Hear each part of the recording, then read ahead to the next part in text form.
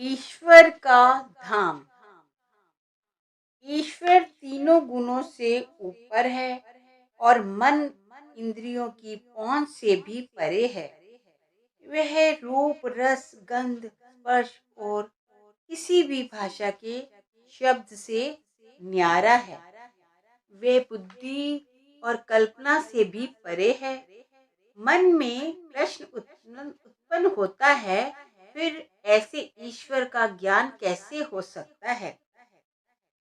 ईश्वर केवल अनुभव का विषय है। उसका अनुभव इंद्रियों द्वारा नहीं, आत्मा द्वारा होता है। जब आत्मा, मन, इंद्रियों तीन गुणों और माया से ऊपर उठकर अहंकार से पूरी तरह मुक्त हो जाती है, तो इसे प्रभु से मिलाप की सदैव एक रस रहने वाली अवस्था प्राप्त हो जाती है।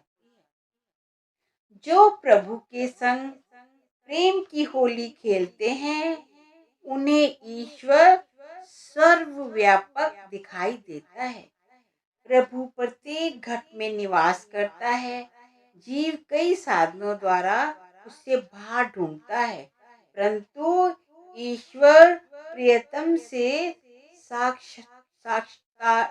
साक्षात्कार अपने अंदर ही हो सकता है।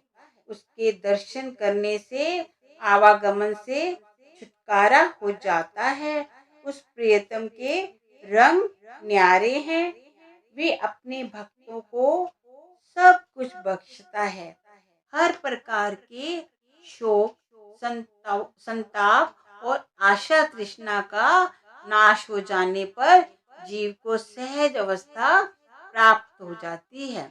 अमर लोक में पहुंचकर प्रेम की होली खेलने से जन्म मरण का दुख दूर हो जाता है। सतगुरु की कृपा से ईश्वर के साथ मिलाप हो जाने पर परम आनंद की प्राप्ति हो जाती है।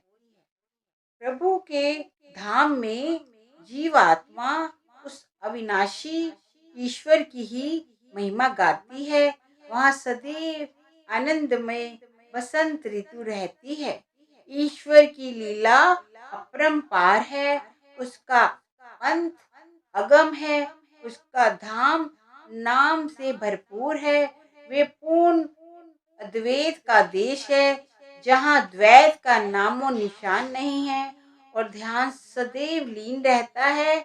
वहाँ योगी, मुनि, राजा, महाराजा सभी उस अविनाशी, अनुपम, निराकार परम पुरुष का ही सुमिरन और ध्यान करते हैं।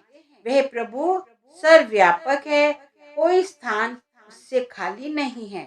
प्रभु ईश्वर पूरे सतगुरु के रूप में अवतार धारण करके जीव को भव सागर के दुखों से मुक्त कर देते हैं।